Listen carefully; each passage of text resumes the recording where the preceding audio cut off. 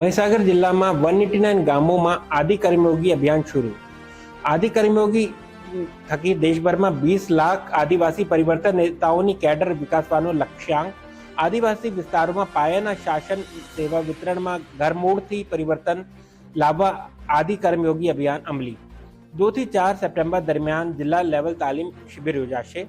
આદિ કર્મયોગી અભિયાન એ ભારતનું સૌથી વિશાળ આદિવાસી નેતૃત્વ નિર્માણ માટેનું જન આંદોલન છે। આ અભિયાનને ઉદ્દેશ ભારતના આદિવાસી પ્રદેશોમાં બહુસ્તરીય ક્ષમતા નિર્માણ અને નેતૃત્વ વિકાસ દ્વારા લોક કેન્દ્રિત શાસન પ્રણાલી અને પ્રતિભાવશાળી શાસન વ્યવસ્થાને સંસ્થાકીય બનાવવાનો છે, જે સેવા સમર્પણ અને સંકલ્પ દ્વારા સંચાલિત છે। આ અભિયાનમાં ભારતીય પ્રધાનમંત્રી જનજાતીય આદિવાસી મહાઅભિયાન અને ધરતી આબા જનજાતીય જન ઉત્કર્ષ અભિયાનના વ્યાપક માળખા સાથે જોડાયેલ છે।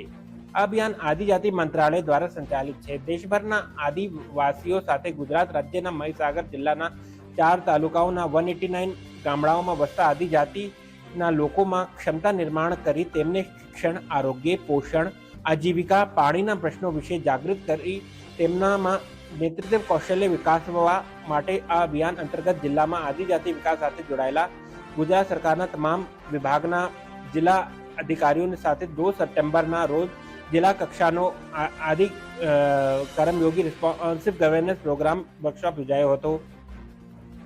આ તાલીમ કાર્યક્રમમાં આદિજાતિના લોકોના શાસન વ્યવસ્થા પ્રત્યે કઈ રીતે જોડી રિસ્પોન્સિવ બનાવવા તે અંગે સમજણ આપવામાં આવી હતી।